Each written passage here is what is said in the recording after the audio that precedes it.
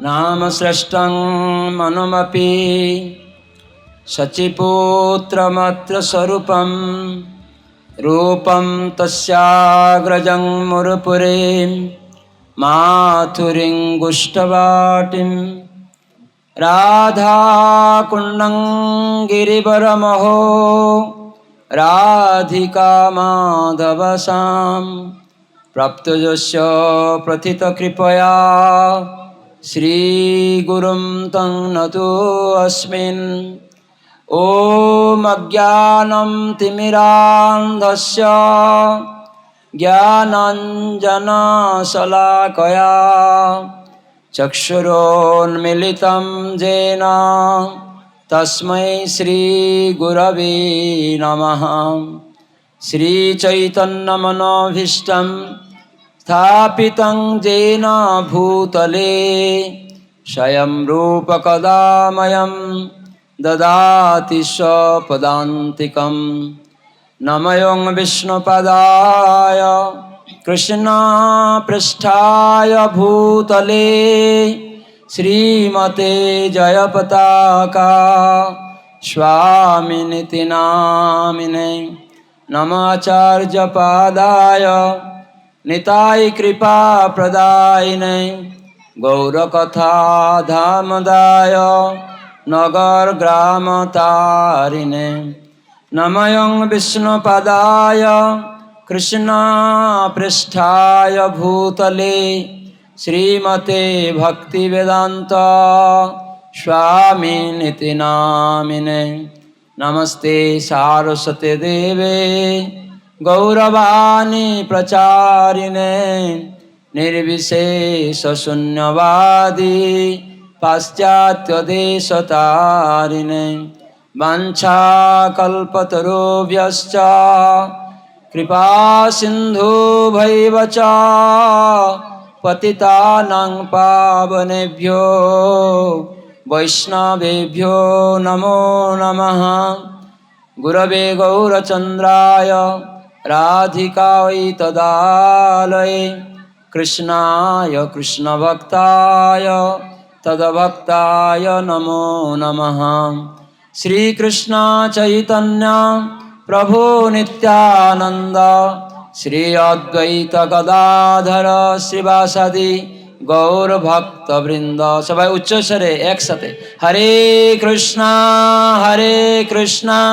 कृष्णा कृष्णा हरे हरे, हरे राम राम राम हरे हरे। आरु जुरे हरे कृष्णा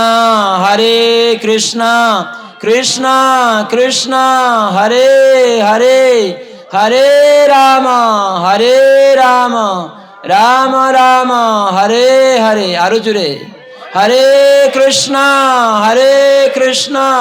कृष्णा कृष्णा हरे हरे, हरे राम राम राम हरे हरे।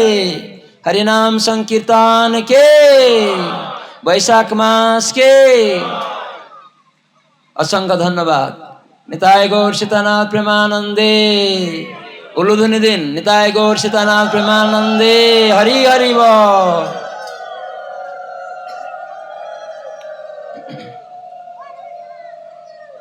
हरे कृष्ण।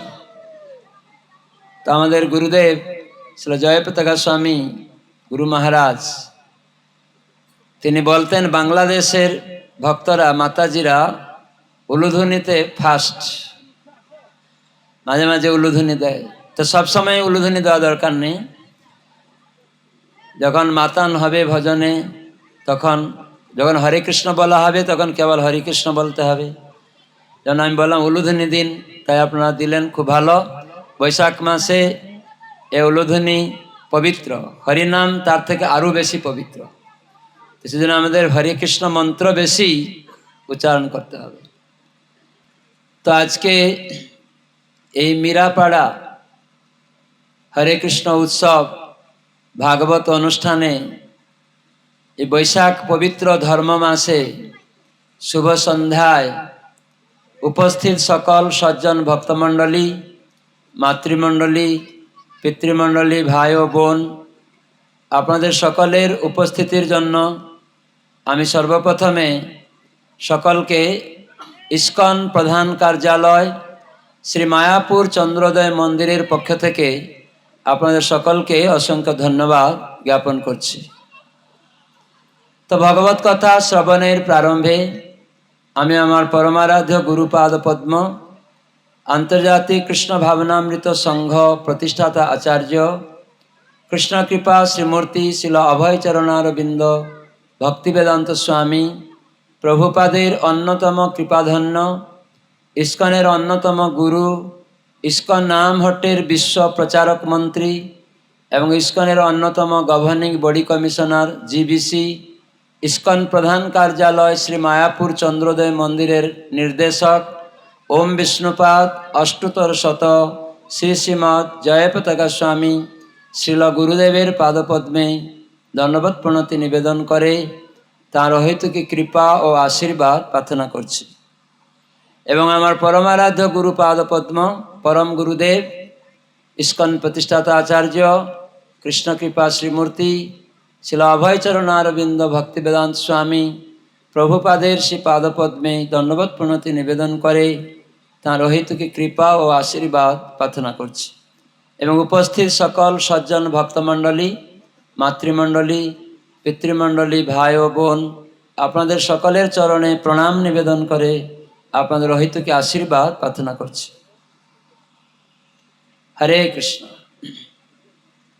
শ্রী চৈতন্য মহাপ্রভু, গৌরাঙ্গ মহাপ্রভু, যিনি ভবিষ্যৎবাণী করেছিলেন 500 বছর পূর্বে যে পৃথিবীতে আছে যত নগর আদি গ্রাম সর্বত্র প্রচার হইবে মর নাম। ভগবানের বাণী, নাম। ভগবানের নাম কি কে জানে? ভগবানের নাম কলিযুগে যুগধর্ম নাম হরে কৃষ্ণ কৃষ্ণ কৃষ্ণ হরে হরে, হরে রাম রাম রাম হরে হরে। তো গৌরাঙ্গ মহাপ্রভু হচ্ছেন স্বয়ং কৃষ্ণ, রাধা কৃষ্ণ মিলিত তনু। তিনি বলেছেন, মানে প্রভুপাদ বলছেন এটা সত্যি হবে। তাই আজ আন্তর্জাতিক কৃষ্ণ ভাবনামৃত সংঘ প্রতিষ্ঠাতা আচার্য শিল প্রভুপাদ অভয়চরণারবিন্দ ভক্তিবেদান্ত স্বামী প্রভুপাদ, যিনি এই ভারতবর্ষে কালকাটা মহানগরীতে, এই পশ্চিমবঙ্গে কালকাটাতে আবির্ভূত হয়েছিলেন এবং তার গুরুর নির্দেশে তিনি 1965 সালে আমেরিকায় গিয়েছিলেন জলদূত জাহাজে। আর সেখানে একা তিনি গিয়েছিলেন, মাত্র 40 টাকা নিয়ে গেছিলেন আর সঙ্গে কিছু গ্রন্থ নিয়ে গেছিলেন। আর সেখানে জাহাজে যেতে যেতে অনেকবার হার্ট অ্যাটাক হয়েছে, তাও কৃষ্ণ প্রার্থনার ফলে প্রভুপাদ তিনি প্রকট রইলেন এবং আমেরিকায় গিয়ে পদার্পণ করে সেখানে তিনি এককভাবে একটা পার্কের মধ্যে সেখানে হরে কৃষ্ণ কৃষ্ণ কৃষ্ণ হরে হরে, হরে রাম রাম রাম হরে হরে, এই মহামন্ত্র যুগধর্ম ভগবানের নাম এটি তিনি কীর্তন করলেন। আর সেখানে বহু ছেলেমেয়েরা সব এসেছে। সব ছেলেমেয়েরা তাদের চরিত্রগত দিকে কোনো ঠিক ছিল না, আর তারা নেশা করত, মদ গাঁজা এসব খেয়ে থাকতো, বোধ হয়ে পড়ে থাকতো। আর তাস জুয়া লটারি এই কলির যে সমস্ত স্থান পাপকর্ম, তারা সব পাপকর্ম করত। কিন্তু প্রভুপাদ সেখানে গিয়ে হরে কৃষ্ণ মন্ত্র কীর্তন করলেন। তারা বুঝে না, ওইসব ছেলেমেয়েরা বুঝতো না যে ব্যক্তি মস্তক মণ্ডিত, শিখা আছে, গৌরিক বসন পরে আছে, জপমালা আছে, কণ্ঠীমালা আছে। ইতিপূর্বে 1965 সালের পূর্বে কেউ এরকম ব্যক্তিকে তারা দেখেনি। কিন্তু প্রভুপাদ ডুগডুগি, করতাল এসব নিয়ে গ্রন্থ নিয়ে গেছিলেন প্রভুপাদ অনুবাদ করে। তো প্রভুপাদ সেখানে গিয়ে কেবল কলিযুগের যুগধর্ম প্রচার করেছেন। কেন ধর্ম প্রচারক মানে সে যুগের যে ধর্ম সেটাকে প্রতিষ্ঠা করবে। তাই ছিল প্রভুপাদ একজন আচার্য, পরম্পরা সূত্রে এসেছেন, গুরু পরম্পরা এসেছে, কৃষ্ণ থেকে নেমে এসেছে, কৃষ্ণ থেকে নেমে এসেছে পরম্পরা, ব্রহ্মা, নারদ, এইভাবে ক্রমান্বয়ে আমরা দেখছি ইস্কনের প্রতিষ্ঠাতা ছিল প্রভুপাদ। তিনি পরম্পরা ক্রমে তার গুরুর নির্দেশে এই গীতা ভাগবতের জ্ঞান তিনি সংস্কৃত বাংলা থেকে অনুবাদ করে নিয়ে গেছিলেন। কিছু কিছু গ্রন্থ পরে আবার সব অনুবাদ করেছেন, খুব সরল ভাষাতে উনি অনুবাদ করেছেন, ভাষ্য দিয়েছেন। সমস্ত আচার্যদের কথাকে তিনি সরল ভাষাতে পুনরাবৃত্তিকরণ করে আমাদের মতো বদ্ধজীবকে তিনি আরও বুঝিয়ে দিয়েছেন। তাই সেই সব আমেরিকাতে ছেলেমেয়েরা তারা হতাশা ছিল, উৎকণ্ঠা ছিল, উদ্বেগ ছিল। তারা পিতামাতাকে ত্যাগ করেছে। কেন না? সবাই আনন্দ, সুখ, শান্তি অন্বেষণ করছে। তার মানে আমেরিকার মতো ছেলেমেয়েরা সুখ, শান্তি, আনন্দ খুঁজছে, তারা সেখানে পাচ্ছে না। বহু লোক ভাবে টাকা পয়সা থাকলে সুখী হবে। তা আমেরিকার মতো ছেলে মেয়েদের টাকা পয়সার অভাব তাদের নেই, টাকা পয়সার অভাব নেই, ইন্দ্রিয় সুখের বিষয়বস্তুর কোনো অভাব নেই, বৈজ্ঞানিক সমস্ত টেকনোলজি সব উন্নয়ন হয়েছে, সেগুলিরও অভাব নেই। কিন্তু তবুও হতাশা, উৎকণ্ঠা, উদ্বেগ। তার মানে এগুলি আমাদের বিচার করতে হবে মানুষকে।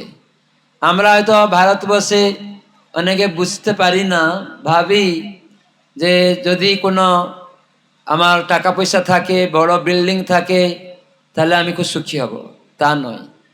অনেক কোটি টাকা আপনার কাছে থাকতে পারে, কিন্তু যতদিন আপনি ভগবানকে কেন্দ্র না করবেন, যতদিন আপনি জানবেন না ভগবান কৃষ্ণ হচ্ছেন একমাত্র ভোক্তা, তিনি হচ্ছেন একমাত্র জগতের সৃষ্টিকর্তা, পালনকর্তা, ভরণ পোষণ কর্তা, তার থেকে সব এসছে, তিনি ঈশ্বর, আর তিনি হচ্ছেন হিতাকাঙ্ক্ষী বন্ধু। এটা যতদিন আমরা না জানতে পারি, তাই আমাদের জীবনে কখনো সুখ, শান্তি, আনন্দ আসবে না। যতই কোটিপতি ঘরের আপনি ছেলে হতে পারেন, সুন্দরী বউ থাকতে পারে, এলসিডি টিভি থাকতে পারে, অনেক জ্ঞানী হতে পারেন, প্রধানমন্ত্রীর পদ থাকতে পারে, মুখ্যমন্ত্রীর পদ থাকতে পারে, কিন্তু রাষ্ট্রসংঘের নেতা হতে পারেন, কিন্তু যদি ভগবানের ভক্তি না করেন, ভগবানই যে সব কিছুর মূল আশ্রয়দাতা, এই মাটি, জল, আকাশ, আগুন, বায়ু, এইসব কার? কোনো বৈজ্ঞানিকদের নয়, কি কোনো রাজনৈতিক নেতাদের নয়, প্রধানমন্ত্রীর নয়, রাষ্ট্রসংঘের নেতাদেরও নয়, মুখ্যমন্ত্রীরও নয়, আমারও নয়, আপনারও নয়। এসব ভগবত গীতায় কৃষ্ণ শিক্ষা দিয়েছেন মানুষকে। এই জন্য গীতা জ্ঞান অর্জন করা প্রয়োজন। সেজন্য গীতায় কৃষ্ণ দুই প্রকার প্রকৃতির সম্বন্ধে বলেছেন। একটা হচ্ছে জড়া প্রকৃতি, নিকৃষ্ট, সেগুলি হচ্ছে মাটি, জল, আকাশ, আগুন, বায়ু, এটা হচ্ছে স্থূল। আর একটা আছে মন, বুদ্ধি, অহংকার, এটা হচ্ছে সূক্ষ্ম। এই 8 প্রকার ভগবানের নিকৃষ্ট শক্তি দ্বারা এই জগতে সবকিছু হচ্ছে।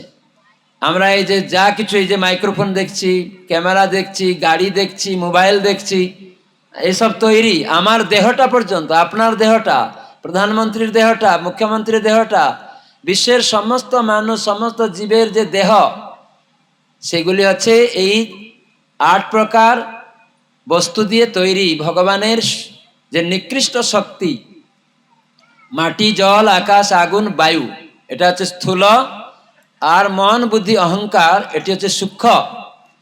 এই দেহটা এইভাবে তৈরি। এটি ব্রহ্মা তিনি তৈরি করেছেন ভগবানের নির্দেশে।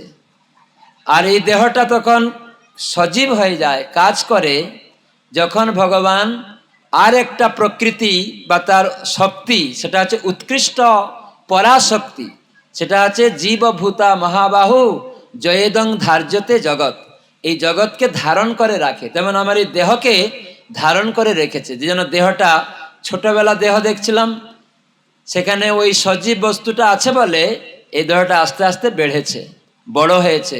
যৌবন কৌমারং যৌবনং জরা। এই জন্য গীতা ভাগবত হচ্ছে প্র্যাকটিক্যাল বিজ্ঞান বিজ্ঞান মানে প্র্যাকটিক্যাল, বাস্তব জিনিস সেখানে আলোচনা রয়েছে। তো মানুষ জানে না, ভাবে গীতা ভাগবত এগুলা সব ঠাকুরমার ঝুলি দিদিমার গল্প। না, ওখানে সব বাস্তব জিনিস বলা হয়েছে। তো এইগুলি মানুষ জানে না। এই জন্য আমাদের ভগবানের প্রতিনিধি ভক্তরা, গুরুবর্গরা, আচার্যরা তারা আসেন আমাদের মতো বদ্ধজীবকে গীতা ভাগবতের জ্ঞান প্রদান করেন। এই জন্য চৈতন্য মহাপ্রভু স্বয়ং কৃষ্ণ এসে তিনি জানালেন যে আমার বাণী সারা বিশ্বের মানুষ গ্রহণ করবে। এটি প্রভুপাদ তার গুরু থেকে আদেশ পেলেন।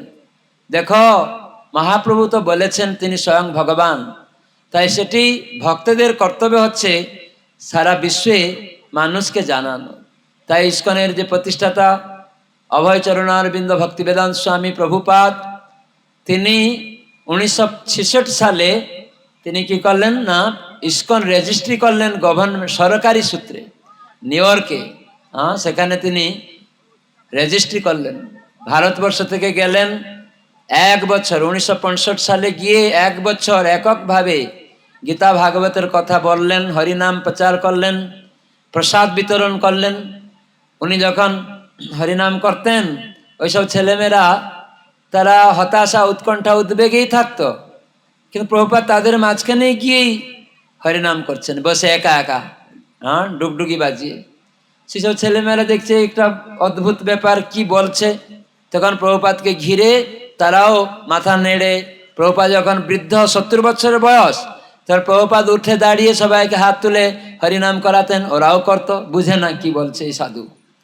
আর প্রভুপাদ কি করতেন না, একটু প্রসাদ রাখতেন। প্রসাদের নাম কি দিয়েছিলেন জানেন? হরে কৃষ্ণ লাড্ডু।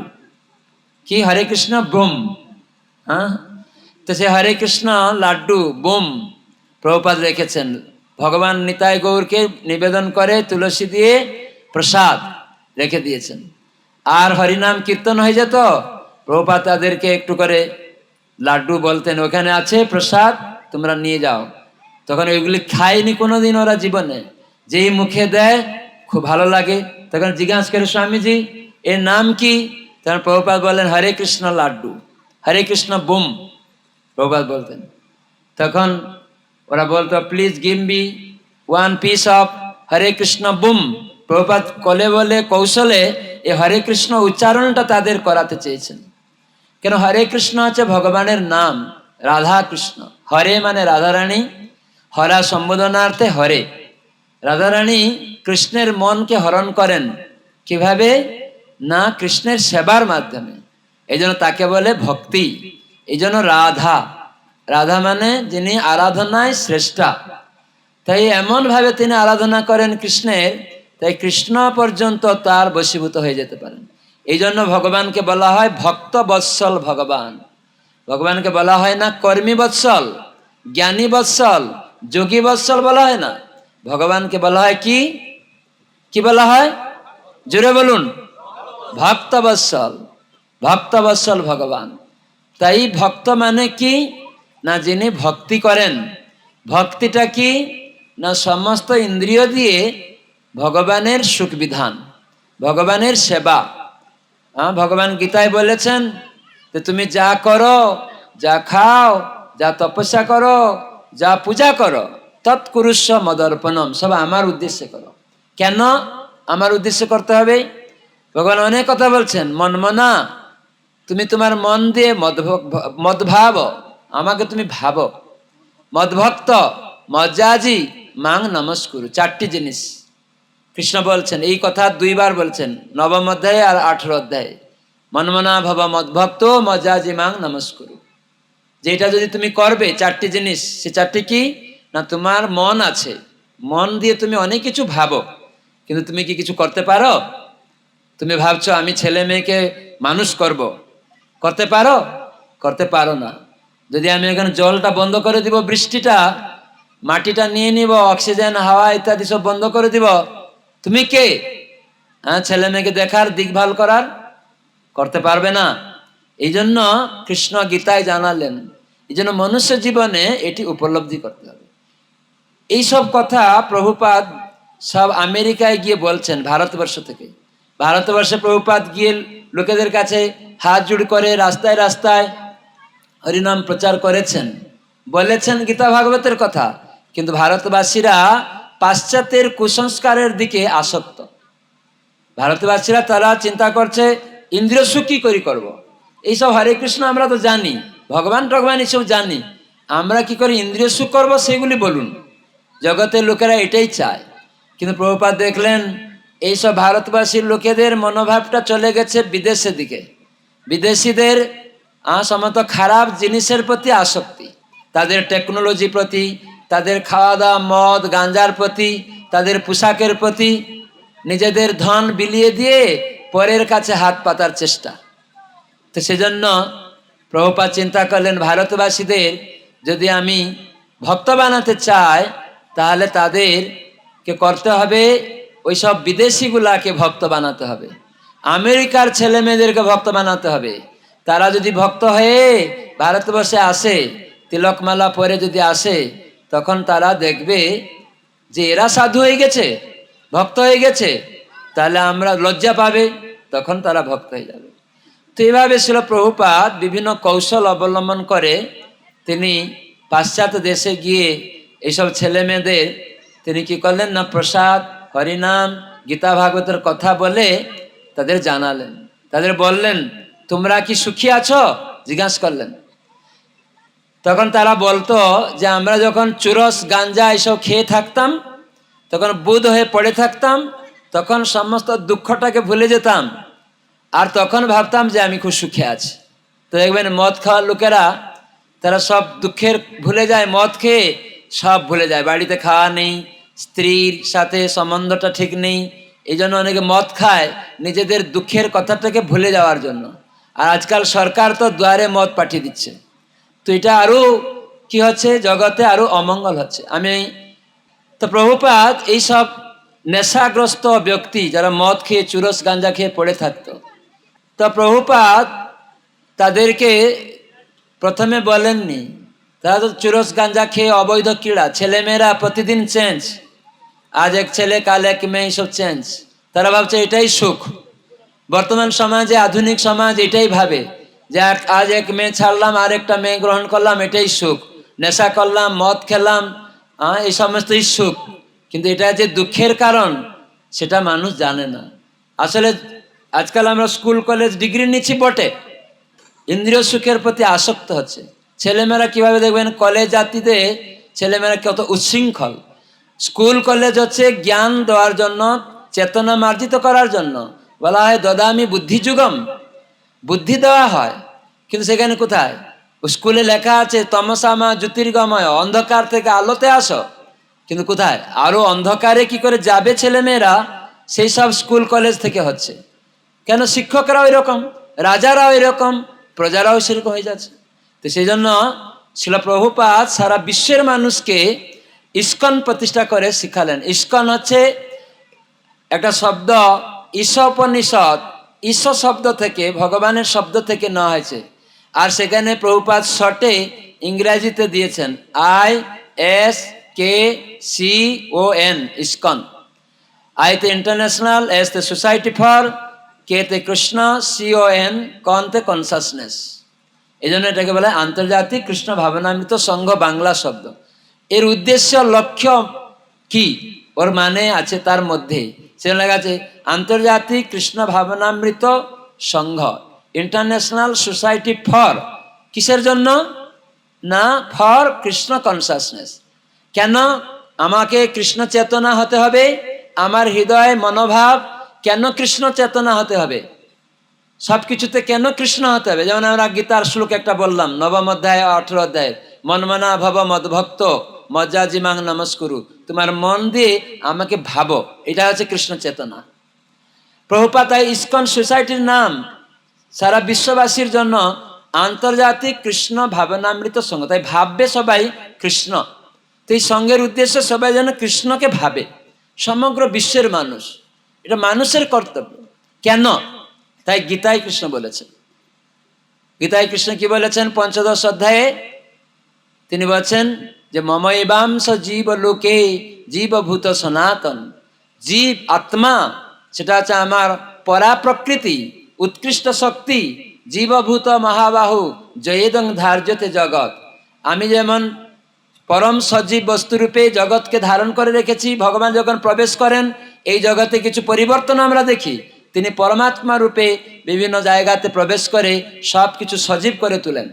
ঠিক সেই রকম সেই পরমাত্মার বিভিন্ন অংশ আত্মা আমি এই দেহের মধ্যে প্রবেশ করার ফলে এই দেহটা জড়, এই দেহটা মন বুদ্ধি অহংকার এবং সেখানে মাটি জল আকাশ আগুন বায়ু দিয়ে তৈরি। আর সেখানে যখন এই আত্মা ঢুকে যায় দেহের মধ্যে তখন এই দেহটা বাড়তে শুরু করে। কিন্তু আত্মা না থাকলে এই দেহ তৈরি কিছুতেই বাড়বে না। সেই এইগুলি আমাদের বোঝা উচিত। আত্মার মূল্য বেশি, এই জ্ঞান আমাদের রাখা উচিত। আমাদের সুন্দর রূপ আছে, ধনী আছে, কত কিছু থাকতে পারে, কিন্তু যদি আত্মা না থাকে ওর কোনো মূল্য নেই। এই জন্য এই আত্মজ্ঞান প্রভুপাদ দিলেন। হরে কৃষ্ণ মন্ত্র মহাপ্রভু যে বলেছিলেন পৃথিবীর সর্বত্র আমার নাম প্রচার হবে, তাই কৃষ্ণ নাম রূপে এসেছেন। তাই প্রভুপাদ বলছেন কৃষ্ণ ভাবনায় ভাবিত হও। কি করে হবে না, তোমার মুখ আছে কথা বলার, তুমি হরে কৃষ্ণ কৃষ্ণ কৃষ্ণ হরে হরে, হরে রাম রাম রাম হরে হরে এই মন্ত্র উচ্চারণ করো। কৃষ্ণের কথা গীতা ভাগবতে আছে সেগুলি বলো, আর কৃষ্ণকে নিবেদিত প্রসাদ খাও। তাহলে তোমার চেতনা হৃদয়ের আয়না পরিষ্কার হয়ে যাবে। তখন তুমি দেখতে পাবে যে জীব কৃষ্ণদাস, এই বিশ্বাস করলে তো আর দুঃখ নাই। আমাদের দুঃখের কারণ কি? কৃষ্ণ ভুলি সেই জীব অনাদি বহির্মুখ, অতএব মায়া তারে দে সংসার আদি দুঃখ। এই দুঃখের কারণ হচ্ছে কৃষ্ণ ভগবানকে ভুলে যাওয়া। আমরা তার অংশ, তার থেকে দূরে চলে যাচ্ছি। যেমন তো প্রভুপাদ এইভাবে মহাপ্রভু সব শিক্ষা গীতা ভাগবতের শিক্ষাকে তিনি দিলেন। মনুষ্য জীবনের যে সার্থকতা করতে হবে, আমরা মনুষ্য দেহ পশু পাখির মতো জীবনযাপন করা উচিত না। পশু পাখির মতো জীবনযাপন করছে আজকাল। যেমন একটা কুকুর, সে কি করে? কুকুর বিড়ালরা কি করে? আহার করে, করে না? কুকুর বিড়ালরা আহার করে, করে। মানুষও খায় আর পশু পাখিরাও খায়। আর কুকুর বিড়ালদের ছেলে মেয়ে উৎপন্ন হয়, হয় কিনা? তাদেরও কুকুর বিড়াল পশু পাখিদের ছেলে মেয়ে আছে। তো মানুষেরাও ছেলে মেয়ে উৎপন্ন করে। কুকুর বিড়ালেরাও আত্মরক্ষা করে। কুকুর বিড়াল যখন আপনি যাবেন লাঠি নিয়ে, ও ঘাঁ ঘাঁ করে আসবে, দাঁত দেখিয়ে নখ দেখিয়ে, ও আত্মরক্ষা করে। মানুষের কাছেও কেউ গেলে লাঠি বুম বন্দুক নিয়ে যাবে। তো এই ডিফেন্স রয়েছে সবাইয়ের কাছে, ওই আত্মরক্ষা। তারপরে যে ঘুমানো, পশু পাখিরাও ঘুমাতে আমরা দেখি, তো মানুষও ঘুমায়। তাহলে আপনারা বলুন, মানুষ আর পশু পাখিদের মধ্যে কি পার্থক্য আছে? কি পার্থক্য আছে? কি পার্থক্য আছে? মানুষ তো খায়, পশু খায়। মানুষ ঘুমায়, পশু ঘুমায়। মানুষ ছেলে মেয়ে উৎপন্ন করে, পশুরা করে। তাহলে কি আহার নিদ্রা ভয় মৈথুন, এই চারটি জিনিস মানুষ আর পশুর সমান। কিন্তু অধিক কি এমন আছে মানুষ শ্রেষ্ঠ জীব? কি করে? মাতাজি বলছেন বুদ্ধি। আপনি দেখবেন একটা বিড়াল, বিড়াল যখন আপনার বাড়িতে দুধ খেতে যায়, দেখে মালিক ঘুমিয়ে গেছে কিনা, তারও বুদ্ধি আছে। দেখুন, আমরা বলতে পারি বুদ্ধি, বৈজ্ঞানিক উন্নতি বলতে পারি। আপনি দেখবেন সুনামি এসেছিল, মানুষরাই ক্ষতিগ্রস্ত হয়েছিল, কিন্তু পশু পাখিরা এত বুদ্ধি ছিল, তারা কিউন রেডারে ধরা পড়লো, তাদের কাছে বুদ্ধি, তারা কেউ মারা যায়নি। কি করে? তার মানে মানুষ থেকেও পশু পাখিরা বিজ্ঞানী থেকেও বড়, তাদেরও জ্ঞান আছে, বুদ্ধিতেও পশু পাখিরা শ্রেষ্ঠ। কুকুরকে একটু আপনি মারতে যাবেন, ও তারও বুদ্ধি আছে। দেখবেন গাড়ি নিয়ে যাচ্ছেন, গরুদেরও বুদ্ধি আছে, সবাইয়ের বুদ্ধি আছে। বিড়াল একটু দুধ খাবে, শিখাতে কিভাবে যাবে উঠে, সেও দেখে এরা ঘুমিয়ে গেছে, এবার আমি খেতে পারি। তার বুদ্ধি যদি না থাকতো সে যায় নাকি? না, বুদ্ধিতে নয়। আপনি বুদ্ধিতে ভাবছেন আমরা ডানলপ গদিতে শুচ্ছি, কুকুর ঘাসে শুচ্ছে। আরে ঘুমানোর যে সুখটা, আপনি ডানলপ গদিতে এসিতে ঘুমান, আর একটা গ্রামের লোক ওই পাড়ায় রাস্তাঘাটে ঘুমিয়ে যাচ্ছে, ও বরঞ্চ নিত্যা ঘুমটা আরো সুখে। আপনি ডানলপ গদি এসিতে ঘুম হচ্ছে না, মাথায় ঘুমাতে পারছে না। তাহলে ঘুমটাও সুখে, মানে নিদ্রাটা সুখ করার জন্য। সে গাছে পাতায় ঘুমান, ডানলবে গতি ঘুমান, একই।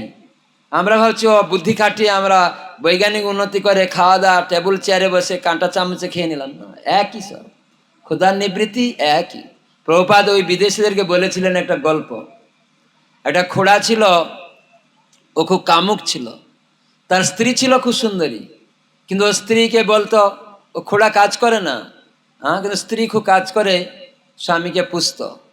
কিন্তু স্ত্রী থাকলেও, ভালো স্ত্রী থাকলেও সেই খোড়া খুব কামুক, অন্যদিকে মন তার চঞ্চল। তো ওদের এলাকায় একটা বেশ্যা ছিল, সুন্দরী বেশ্যা। সে স্ত্রীকে বলছে আমি ওর সাথে মিশতে চাই। তখন ও স্ত্রী দেখছে এ তো টাকা নেই বেশ্যাটা।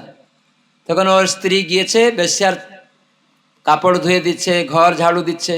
তখন বেশ্যাটা জিজ্ঞাসা করছে, তুমি বিনা বেতনে আমার বাড়িতে এসব কাজ করছো, কি ব্যাপার? সবাই টাকা ছাড়া কেউ কাজ করে না। তখন বেশ্যাটাকে সেই সুন্দরী মহিলা বলেছে যে আমার স্বামী তোমার সাথে একটু মিশতে চায়, আমাদের তো টাকা নেই। ও এটাই ব্যাপার? বলছে হ্যাঁ। বলে ঠিক আছে, আসতে বলো 7 দিন পরে। তখন সেই বেশ্যা কাছে এই সুন্দরী মহিলা তার স্বামীকে কাঁধে করে নিয়ে গেছে, খুড়া তো নিয়ে গেছে।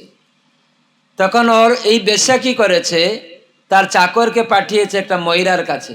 ময়রা বলে তো বাংলায় মিষ্টি দোকানি, হ্যাঁ ময়রা নাকি ময়রা, যাই হোক। তো সে ময়রার কাছে পাঠিয়েছে। আমার বাংলা ভুল হলে ক্ষমা করবেন, যেহেতু আমার মাতৃভাষা বাংলা নয়। তো ময়রার কাছে গিয়ে একটা বলেছে, অর্ডার দিয়ে বড় বড় রসগুলা রাজভোগ তৈরি করতে। তো সে চাকর নিয়ে এসছে, এনে একটা সোনার থালা আর একটা রূপর থালা আর একটা মাটির থালা আর একটা কলা পাতা, এই 4টা থালাতে 4টা রসগোল্লা রেখে দিয়েছে, খুব বড় বড়। আর খোড়াকে বলেছে তুমি এই পাত্র থেকে, আর সব জলের পাত্র, তো এইগুলি রসগোল্লাগুলি খাও, তারপরে আমার সাথে মিশতে পারবে, নাহলে মিশতে পারবে না।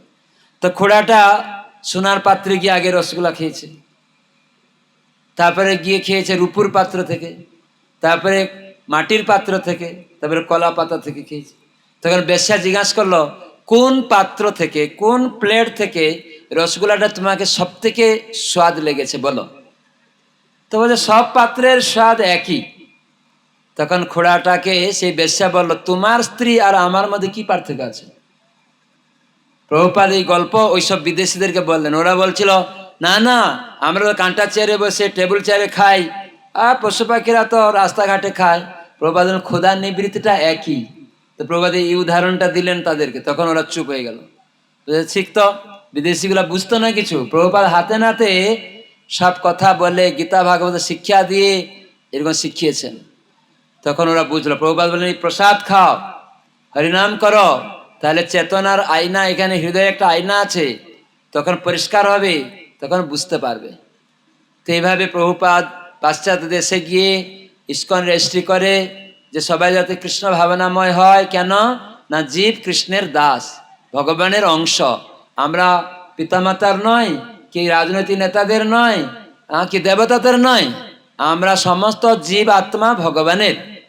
হ্যাঁ, সেই জন্য বলা হয় জগতের পিতা কৃষ্ণ, সর্ববেদে কয়, পিতারে যে ভক্তি করে সে সুপুত্র হয়। জগতের পিতা কৃষ্ণ। আমরা যে পিতামাতা গ্রহণ করেছি মিথ্যা। কি করে মিথ্যা? প্রমাণ করে দিচ্ছি শুনুন। আপনাদের পিতামাতা, এই গ্রামে অনেকের পিতামাতা দেহত্যাগ করেছে, আপনারা দেখেছেন? কারো ছেলে মেয়ে, স্বামী, পিতামাতা, আত্মীয় স্বজন দেহত্যাগ করতে আপনারা দেখেছেন? কথা বলুন, দেখেছেন? তো এইসব বাড়ির লোকেরা কি বলে কান্না করে? আজ আমার স্বামী চলে গেলেন, কান্না করে না? আজ আমার স্বামী চলে গেলেন। তো সেই লোকের পুত্র ছোট্ট, মা কান্না করছে, দেখছে স্বামী চলে গেছে।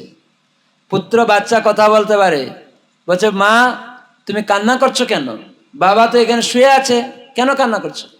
তো মা কিছু উত্তর দিতে পারবে? যাকে এতদিন বাবা বলছিলাম, যে শরীরটাকে, সেই পোশাক আশাক সব রয়েছে ওই পালঙ্কে শুয়ে, সেই লোকটাই তো শুয়ে আছে। তোর স্ত্রী কান্না করছে আজ আমার স্বামী চলে গেল। বড় ছেলেকে পাঠিয়েছে, যাও গ্রামে বলো যে তোমার বাবা আজ চলে গেছেন। তো গ্রামে গিয়ে বড় ছেলে বলছে হাত জোড় করে, আজ আমার বাবা চলে গেলেন, আপনারা আমার বাড়িতে আসুন। তো বহু লোক তারা দুঃখ প্রকাশ করছে, তোমার বাবা আজ কোথায় চলে গেল? তো সব লোক এসছে দৌড়ে তাদেরকে সান্ত্বনা দিতে, আমাদের মাকে সান্ত্বনা দিবেন আসুন। দেখছে অনেক লোক, সেই লোকটি পালঙ্কেই শুয়ে আছে। তখন, আরে রমেন মিথ্যাবাদী, তোর বাবা তো পালঙ্কেই শুয়ে আছে, তুই অত বড় মিথ্যাবাদী গ্রামে বাস করছিস, কোথায় তোর বাবা চলে গেছে? তুমি কান্না করছো, তোমার মা কান্না করছে, এই তো শুয়ে আছে বাবা। তাহলে কেন এতদিন তো সেই বাবা বাবা বলছিল, কেন কান্না করছিল না, কেন চলে গেছিল বলছিল? তাহলে আমরা আমাদের আসল বাবা স্বামী স্ত্রীকে জানি না। যখন কেউ দেহত্যাগ করে যায়, কে দেহত্যাগ করে? সে হচ্ছে আসল বাবা। তখন বলছে বাবা চলে গেলেন, তাহলে কে চলে গেল? আত্মা। তাহলে বাবাকে কি দেখতে পেয়েছিলেন? স্ত্রীকে কি দেখতে পেয়েছিলেন? আজ বাবা চলে গেলেন বলছেন, তাহলে কোনোদিনই দেখতে পাননি। তার সাথে এতদিন ঘর করেছেন, বসেছেন। আর এই শরীরটাকে বলেছিলেন, কিন্তু ওই শরীরটা স্ত্রী নয়, স্বামী নয়, বাবা নয়। তো এটাকে উপলব্ধি করা যাবে কি করে? প্রভুপাদ শিখালেন, হরে কৃষ্ণ কৃষ্ণ কৃষ্ণ হরে হরে, হরে রাম রাম রাম হরে হরে। এই মহামন্ত্র নবদ্বীপ ধাম থেকে মহাপ্রভু নদিয়া থেকেই প্রচার করলেন। হরিনাম দিয়ে হৃদয় শুধিল। নবদ্বীপ ধাম মায়াপুর ইস্কনের প্রধান কার্যালয়। আমরা নবদ্বীপ ধাম মায়াপুর ইস্কনের প্রধান কার্যালয় মায়াপুর চন্দ্রোদয় মন্দির থেকে এখানে আপনাদের কাছে এসেছি। এই মীরাপাড়া, মীরাপাড়া গ্রামে আমরা এসেছি আপনাদের সঙ্গে বসে ভক্ত সঙ্গ করতে এই বৈশাখ মাসে।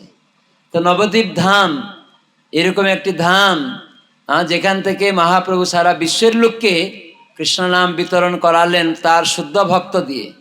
প্রভুপাদ শুদ্ধ ভক্ত, সেনাপতি ভক্ত, তিনি সারা বিশ্বের লোককে, আজ আমেরিকা আফ্রিকা যারা মানুষ খেত, সেই সব ছেলেমেয়েরা পর্যন্ত আজকে বুঝতে পেরেছে। কেন? দেহাত্ম বুদ্ধি থাকলে ঝগড়াঝাটি হয়, মারামারি হয়। অনেক সময় কিছু কিছু ভক্তরা দেহাত্ম বুদ্ধি, ওই পাড়ার ভক্ত কাছে যাব না, ওই পাড়ার কাছে মিশব না, এটা দ্বৈত ভাব, শত্রু ভাব। যদি তার মধ্যে অতিরিক্ত পাপকর্ম থাকবে, তার মধ্যে এরকম অন্য ভক্তদের সাথে দ্বন্দ্ব করবে।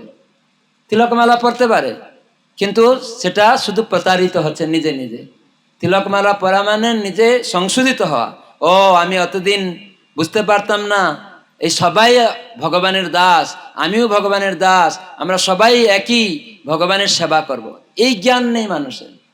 অনেক সময় ভক্তি জীবনে এসেও ভুলে যায়। মায়া এরকমই জগতে আকর্ষণ করে। কলির প্রভাবটা এমনই, সে অনেক ভক্ত বেসে আসে, এসেই অনেক সময় নষ্ট করে দেয় ভক্তদেরও। সেজন্য খুব সাবধান থাকতে হয়। তো এই জন্য প্রকৃত বিচার করে চলতে হবে। মায়া কলিকে জানতে হবে, সে আমাদেরকে ফাঁদে ফেলে দিতে পারে। তো সেজন্য পাপকর্ম থাকলে দ্বন্দ্বে থাকে। ভগবান বলছেন, আমার দৃঢ় ভজন সে করে যে সম্পূর্ণ পাপ থেকে মুক্ত হয়ে যায়। এই জন্য প্রভুপাদ সারা বিশ্বের লোককে শিখিয়েছেন পাপ থেকে মুক্ত হতে। কোনো নেশা করবে না, বিড়ি পান চা কফি খাবে না, এই সমস্ত নিষেধ করেছেন। আবার এগুলো হয়তো ছাড়লাম, কিন্তু যেহেতু পূর্বে অনেক পাপ সঞ্চিত আছে, এখন হয়তো ছাড়ছি, কিন্তু পূর্বে অনেক পাপ সঞ্চিত আছে, এই জন্য অন্য ভক্তের সাথে একটু দ্বন্দ্ব করে দেয়। দ্বন্দ্ব মানে ডিউয়ালিটি, দ্বৈত ভাব। ওই পাড়ার লোক আমার শত্রু, এই পাড়ার লোক আমার মিত্র। ও ধনী, এ গরিব, এ শিক্ষিত, এ অশিক্ষিত। ভক্তরা করা উচিত না। যারা যখন কৃষ্ণ ভাবনায় প্রবেশ করবে, তিলকমালা পরে অভ্যাস করবে, হয়তো কিছুটা থাকবে, আস্তে আস্তে সেটা কাটবে। এখনো পরিপূর্ণ না কাটলে তখন এই দ্বন্দ্বটা থাকে, অহংকারটা থাকে, আমি এই শরীর, এরকম ভাব থাকে, ও অন্য কিছু, এরকম ভাবনা থেকে যায়। তো সেই জন্য আমরা ওই ভাবনা থেকে মুক্ত হওয়ার জন্যই ভক্ত সঙ্গ করি। সেই জন্য ভক্তরা এক জায়গায় হয় কেন না, সেখানে এই দ্বন্দ্ব মনোভাব থেকে কি করে মুক্ত হব। এই জন্য বৈষ্ণব জগতের নিয়ম হচ্ছে, কখনো কোনো বৈষ্ণব আসে, আচরণকারী ব্যক্তি আসে, বা কখনো আমাদের পরিচিতি কোনো ব্যক্তি আচরণ করেন, গুরুবর্গরা আসে, সন্ন্যাসীরা আসে, ব্রহ্মচারীরা আসে, তখন সেখানে যাওয়া, সেখানে প্রণাম করা, সেখানে হরিকথা শোনা, এগুলি হচ্ছে পন্থা ভক্তি যুগে। যখন কেউ ভক্ত হবে এগুলি তারা গ্রহণ করবে। তো আপনারা গ্রহণ করবেন। কখনো কেউ আসলো ভক্ত আচরণ করে, সেরকম ভক্ত আছে হরিকথা বলে, সেখানে শুনবেন, যাবেন, প্রণাম করবেন, প্রসাদ নেবেন, যদি সঠিক ওয়েতে চলে, হ্যাঁ, মানে আচরণশীল হয়, সেই রকম ভক্ত। অনেক আবার দেখবেন সহজিয়া থাকে, এদের তিলকমালা পরবে, মাছ মাংসও খাবে, হ্যাঁ, নেশাও করবে, এরকম আবার অনেক সহজে আছে, তাদের থেকে অনেক দূরে থাকতে হবে। তো এরকম ভাবে আস্তে আস্তে আমরা আচরণ করে ক্রমে ক্রমে, কেউ হয়তো সম্পূর্ণ ভক্ত হতে পারে না, হসপিটালে এখন ঢুকছে, রোগ হয়তো তাড়াতাড়ি মুক্ত হয়নি, কিন্তু যখন আমরা আনুগত্যে থাকব, ভক্ত সঙ্গের মধ্যে থাকব, বিচার করব না কিছু, তখন আমার চেতনাটা ক্রমে ক্রমে মুক্ত হয়ে যাবে। এইভাবে প্রভুপাদ সারা বিশ্বের লোককে শিখিয়েছেন। বিদেশে সাদা আর কালো, আফ্রিকায় নেলসন ম্যান্ডেলার নাম শুনেছেন? নেলসন ম্যান্ডেলা, তো উনি সংগ্রাম করছিলেন, জেল খেটেছিলেন 30 বছর। কি কারণে? কালো লোক আর সাদা লোক কোনোদিন পড়তো না, শুট করে দিবে। তো সেই নেলসন ম্যান্ডেলা একবার ইস্কনের দারবান মন্দিরে গিয়েছিলেন দক্ষিণ আফ্রিকায়। হ্যাঁ, তো সেখানে গিয়ে তিনি দেখছেন ইস্কন মন্দিরে সাদা আর কালো লোক সবাই নাচছে হাত ধরে, হরে কৃষ্ণ কৃষ্ণ কৃষ্ণ হরে হরে, হরে রাম রাম রাম হরে হরে। সবাই বলুন আরো জোরে, বৈশাখ মাস কৃপা কৃষ্ণ কৃষ্ণ হরে হরে, হরে রাম। যারা পিছনে বসে আছেন সবাইকে অনুরোধ করব, বলুন রাম রাম হরে হরে, হরে কৃষ্ণ কৃষ্ণ কৃষ্ণ হরে হরে, হরে রাম রাম রাম হরে হরে। হরে কৃষ্ণ কৃষ্ণ কৃষ্ণ হরে হরে, হরে রাম রাম রাম হরে হরে। তো দেখছে নেলসন ম্যান্ডেলা, দেখছেন কি সাদা লোক কালো লোক দু হাত ধরে নাচছে, হ্যাঁ, ওনার মাথা ঘুরে গেছে। কি আশ্চর্য, আমি জেল খেটেছি, সব এদেরকে একতা করতে পারিনি, আর আজকে এই মন্দিরে এইসব কি করে হচ্ছে, কি জাদু আছে নাকি? তখন উনি গিয়ে মন্দিরে জিজ্ঞাসা করেছেন ভক্তদের, আপনারা কি জাদু জানেন? এরকম করলেন, বললেন আমরা কিছু জাদু জানি না।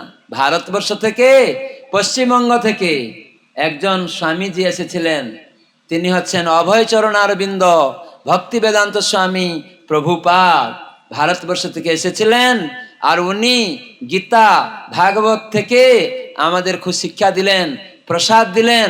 আর এই কলিযুগে আমরা বাস করি, এই যুগের একটা আইন আছে, ধর্ম, সেই ধর্মটা হচ্ছে কি, হরে কৃষ্ণ কৃষ্ণ কৃষ্ণ হরে হরে, হরে রাম রাম রাম হরে হরে। কৃষ্ণ কৃষ্ণ কৃষ্ণ হরে হরে, হরে রাম রাম রাম হরে হরে। সব ভক্তরা যখন নেলসন ম্যান্ডেলাকে শোনালেন, আমরা এই একটা মন্ত্র বলি, ভারত থেকে এসে উনি এটাই শিখিয়েছিলেন। আর এই মন্ত্র করার ফলে আর আমরা রান্না করি শাকসবজি, সেটা এইখানে রাধা কৃষ্ণকে আমরা নিবেদন করি, জগন্নাথকে নিবেদন করি, আর ওই প্রসাদ আমরা গ্রহণ করি, যার ফলে আমাদের হৃদয়ে আমরা দেখতে পাচ্ছি আমি কালো নয়, সাদা নয়, পুরুষ নয়, মহিলা নয়, হিন্দু নয়, মুসলিম নয়, খ্রিস্টান নয়, ভারতীয় নয়, আমেরিকান নয়, পাকিস্তানি নয়, ডক্টর নয়, ইঞ্জিনিয়ার নয়, প্রধানমন্ত্রী নয়, রাষ্ট্রপতি নয়, মুখ্যমন্ত্রী নয়, আমি এই দেহের মধ্যে আত্মা, এটা জানতে পেরেছি। আপনাদেরকে একটা প্রশ্ন করব, আপনারা কি বলেন, আমার দেহ বলেন না আমি দেহ বলেন? আমি দেহ বলেন না আমার দেহ বলেন? আমার দেহ বলেন। তাহলে আপনি কে? উত্তর দিন। এখন জানতে পেরেছে ইস্কনে ভক্তের সঙ্গে মিশে আত্মা, কিন্তু আগে আমরা জানতাম? স্কুল কলেজে জিজ্ঞাসা করুন, স্যার আমি তো বলছি আমার দেহ, তাহলে আমি কে? আমাদের গুরুদেব ছিল জয়প্রকাশ স্বামী গুরু মহারাজ, উনি জিজ্ঞাসা করেছিলেন ওনার দাদুকে, দাদু ছিল সব থেকে কোটি কোটি ডলারের মালিক, হ্যাঁ, বাবাও ছিল এরকম বড় কিছু ধর্মযাজকের মতো, বলতে পারেনি। যখন শুনলেন এই জয়প্রকাশ স্বামী 19 বছর বয়স, তিনি ব্রাউন বিশ্ববিদ্যালয়ের একদম খুব স্কলারশিপ ছাত্র, রাজার পুত্র, তো জিজ্ঞাসা করেছেন, বুঝতে পারছেন না। তো এক স্যার বুদ্ধদেব সম্বন্ধে বলেছে, সেখানে উনি আকৃষ্ট হয়েছিলেন। তো এইভাবে উনি, তার মধ্যে প্রশ্ন এসেছিল যে আমি কে তাহলে? হ্যাঁ, আমি কি ছাত্র? আমি কি পুরুষ? আমার দেহ বলছি, তাহলে আমি কে? আমার মাথা বলছি, আমার হাত বলছি, তাহলে আমি কে? তখন ছিল জয়প্রতাপ স্বামী এরকম তার মধ্যে এসেছিল। তাই যখন জানলেন ইস্কনের প্রতিষ্ঠাতা ছিল প্রভুপাদ, ভারত থেকে তিনি গিয়ে কৃষ্ণ নাম বিতরণ করছেন, গীতা ভাগবত শিক্ষা। আর সরাসরি যখন এই জয়প্রতাপ স্বামী তখন উনি শুনলেন, সেখানে গিয়ে একবারে গিয়ে প্রবেশ করলেন, ওই থেকে গেছেন, আর বাড়ি ফিরেননি। মা ইত্যাদি বাবা সবাই খোঁজ করছে কোথায় গেল। আর সেখানে বিদেশে ভক্ত হয়ে গিয়ে রথযাত্রা করা, সেখানে মন্দিরের দায়িত্ব নেওয়া, এবং ক্রমে ক্রমে প্রভুপাদ বললেন পাশ্চাত্য থেকে তুমি এখন ভারতে যাও, ভারতে গিয়ে প্রচার করো, কালকাটাতে যাও, বাংলা শিখো। তো এখানে বাংলা শিখে ভারতীয় সিটিজেন হয়ে গেল। আর এখানে থেকে মায়াপুর দেখছেন আপনারা, কয়জন মায়াপুর গেছেন? অনেকে গিয়েছেন, অনেকে যাননি। সবাইকে আমন্ত্রণ। মায়াপুর ইস্কনের হেডকোয়ার্টার প্রভুপাদ তৈরি করেছেন, স্পিরিচুয়াল হেডকোয়ার্টার। তো সেখানে আপনারা আসবেন। তো এইভাবে প্রভুপাদ জয়প্রতাপ স্বামী মহারাজকে পাঠিয়েছেন। আর দেখুন আজকে কালকাটাতে প্রচার করেছেন, তারপরে মায়াপুরে এসে কত বড় মন্দির হচ্ছে, এখন বিশাল উন্নয়ন হচ্ছে।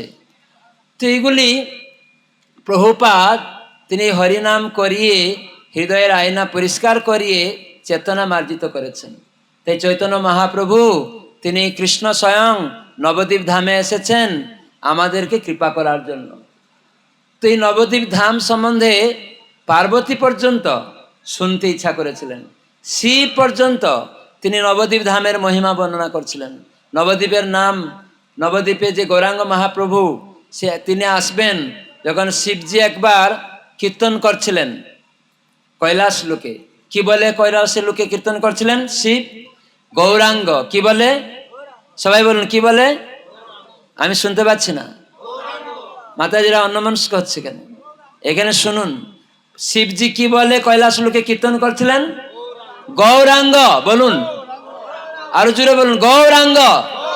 সবাই পিছনে যারা আছেন বলুন গৌরাঙ্গ। আর এই গৌরাঙ্গ বলতে বলতে শিবজি উদণ্ড নৃত্য করছে, প্রেমে বিহল হয়ে গেছে। সঙ্গে সঙ্গে পার্বতী দেবী দেখছে আমার স্বামী এখন তো তাণ্ডব নৃত্য শুরু করে দিয়েছে, কি নাম একটা বলছে, এখন তো সমাপ্ত হওয়ার যোগ আসেনি, এত আগে কেন তাণ্ডব নৃত্য, কেন শিব তো ধ্বংস করেন? তখন তো বুঝতে পারছে না, পার্বতী গিয়ে ধরেছে আস্তে আস্তে করে, হে নাথ আপনি অকালে অসময়ে এখন তাণ্ডব নৃত্য, এই নাম কি নাম করছেন, আর এই নামে কি আপনার মধ্যে প্রবেশ করেছে, এত আনন্দ করছেন? তখন শিবজি বললেন, আমি আমার প্রভু অনন্ত দেব থেকে শুনেছি গৌরাঙ্গ স্বয়ং ভগবান রাধাকৃষ্ণ মিলিত তনু, তিনি কলিযুগে আসবেন, তার নাম আমি করছি। এই গৌরাঙ্গ নাম আমাকে প্রেমে বিহল করে দিয়েছে। তখন পার্বতী দেবী জিজ্ঞাসা করলেন, গৌরাঙ্গ কে, তিনি কোথায় থাকেন, কি করেন, এসব জিজ্ঞাসা করেছে। তখন শিবজি পার্বতীকে বললেন যে গৌরাঙ্গ দেব হচ্ছেন রাধাকৃষ্ণ মিলিত তনু, তিনি কলিযুগে অবতরণ করেন। এই সামনে কলিযুগ আসছে, সেখানে তিনি নবদ্বীপ ধামে তিনি অবতরণ করবেন, সেটা হচ্ছে তার নিত্য ধাম নবদ্বীপ ধাম। তো তিনি ঔদার্য বিগ্রহ, তিনি পাপী তাপী যে কোনো ব্যক্তিকে কৃপা করবেন, হরিনাম দিয়ে হৃদয়কে পবিত্র করে দিবেন, শুদ্ধ করবেন। এইরকম আছে সেই গৌরাঙ্গ, খুব দয়ালু, পতিত পাবন, তাই আমি সেই নাম করছি। পার্বতী এটি শুনে তখন তার ইচ্ছা হলো যে আমি নবদ্বীপ ধামে যাব। তখন নবদ্বীপ ধামে মহাপ্রভু আসার পূর্বে পার্বতী দেবী এসেছেন, এসে কি করলেন না গৌরাঙ্গের আরাধনা করতে লাগলেন। কি বলে আরাধনা করলেন? গৌরাঙ্গ গৌরাঙ্গ গৌরাঙ্গ। সবাই বলুন জোরে জোরে, গৌরাঙ্গ গৌরাঙ্গ গৌরাঙ্গ গৌরাঙ্গ গৌরাঙ্গ গৌরাঙ্গ গৌরাঙ্গ গৌরাঙ্গ গৌরাঙ্গ গৌরাঙ্গ গৌরাঙ্গ গৌরাঙ্গ। এই বলে পার্বতী দেবী জপ করছেন গৌরাঙ্গ বলে। তো তখন মহাপ্রভু আজানুলম্বিত বাহু এবং তার শরীরটা একদম কাঁচা সোনার মতো, হ্যাঁ, এবং তিনি পীতবসন পরিহিত আর সুন্দর, হ্যাঁ, তার গলে মালা ঝুলছে, পৈতা রয়েছে, তিলক রয়েছে, এরকম ত্রিকচ্ছ পরিহিত, এরকম দিব্য একদম সুন্দর দেখছেন মহাপ্রভুকে।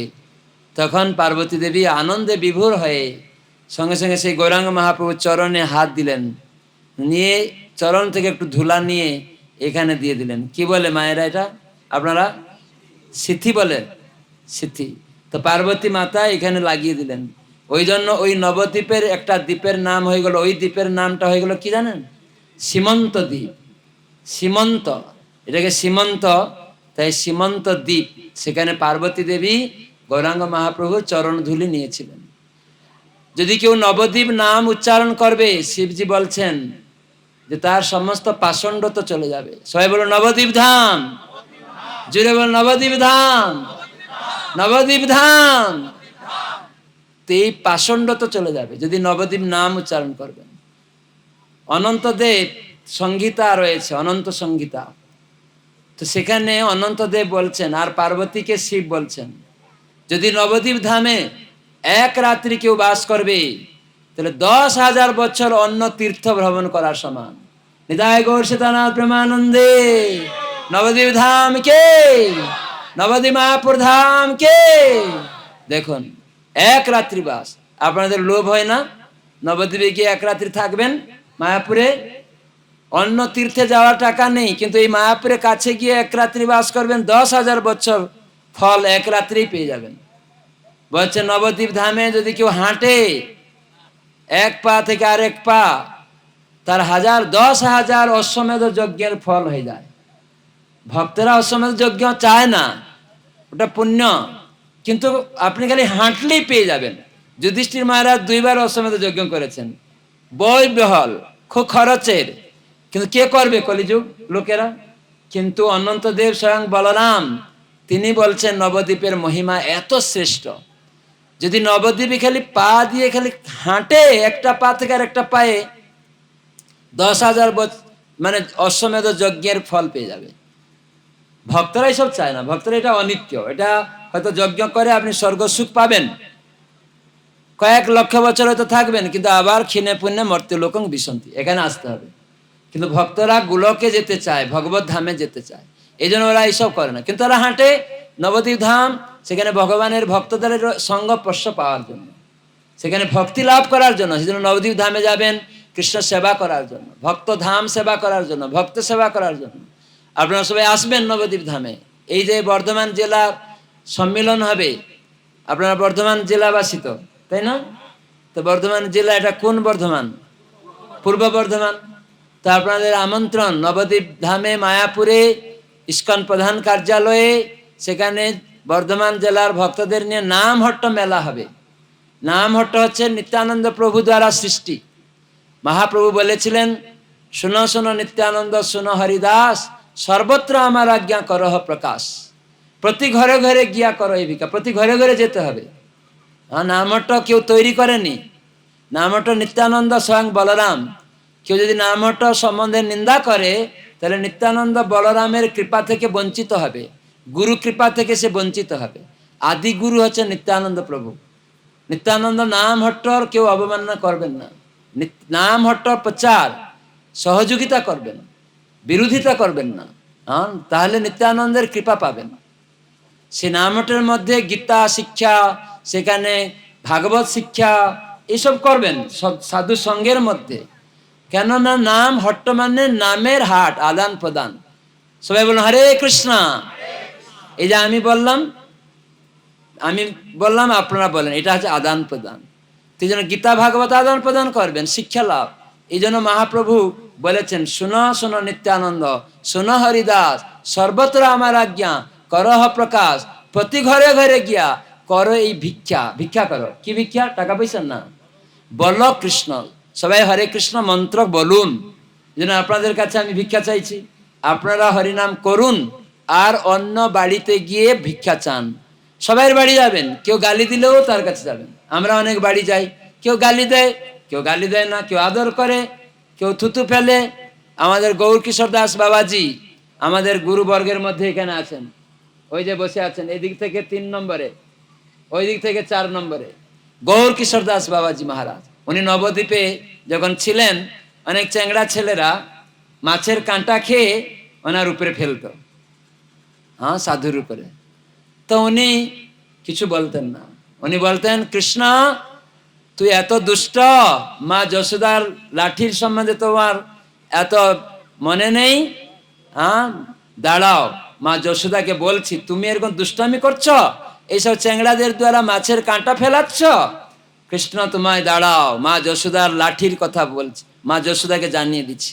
গৌর কিশোর দাস বাবাজি আমাদের বৈষ্ণব আচার্য ভক্তরা শিক্ষাছে, সেই জন্য আমাদের ভক্ত যারা ভক্ত হবে তারা কোনো মান সম্মান অপমান কেউ করলেও তাদের কাছে যাবে।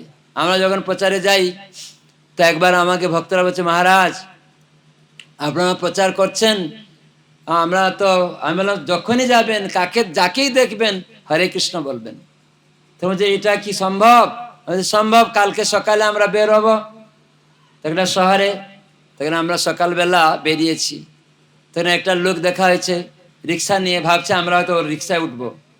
তখন আমি গেলাম প্রথমে হাত জোড় করে, হরে কৃষ্ণ, আমরা নবদ্বীপ মায়াপুর থেকে এসেছি, বলুন হরে কৃষ্ণ। তো বলছে হরে কৃষ্ণ। ও ভাবছিল এরা মনে হয় হরে কৃষ্ণ বললে আমার রিক্সায় উঠবে, তখন হরে কৃষ্ণ বলেছে।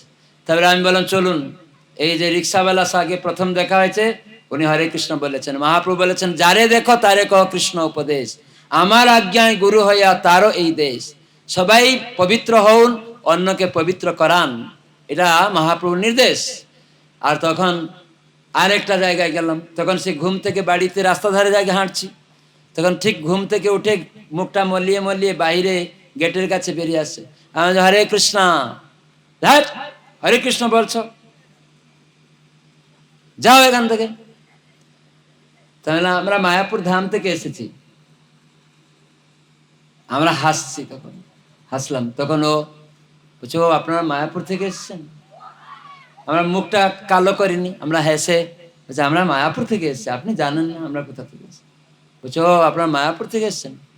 হ্যাঁ, আচ্ছা আচ্ছা, কি বললেন? না, আমরা ভিক্ষা চাইছি, একটু হরে কৃষ্ণ বলবেন?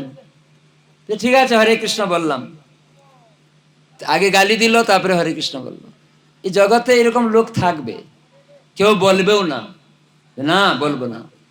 মহাপ্রভু একটা ভক্ত ছিল, হ্যাঁ, দাস গদাধর, তিনি একবার কাজীর কাছে গিয়েছেন, কাজীকে গিয়ে বলছেন হরে কৃষ্ণ বলো। ও বলছে, না আমি হরে কৃষ্ণ বলবো না। এই তো তুমি হরে কৃষ্ণ বললে।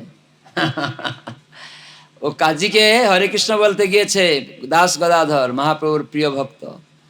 কাজী বলছে আমি হরে কৃষ্ণ বলবো না। তখন মহাপ্রভু বলছেন, আরে আর বেশি সময় কোথায় গেল, তুমি তো এই তো হরে কৃষ্ণ বলে দিয়েছো, তোমার উদ্ধার হয়ে গেছে। তো এইরকমই অনেক লোক জানে না, সাংকেতিকভাবে অবহেলা করছে, আবার ব্যঙ্গ করে, এই হরে কৃষ্ণ বলছে, ওটা হচ্ছে উপহাস। উপহাস করে যদি কেউ হরিনাম করে, হরিনামের মহিমা, তারও মুক্তি হয়ে যাবে, একদিন সে শুদ্ধ নাম করার সুযোগ পাবে, ভক্ত সঙ্গ পেয়ে যাবে।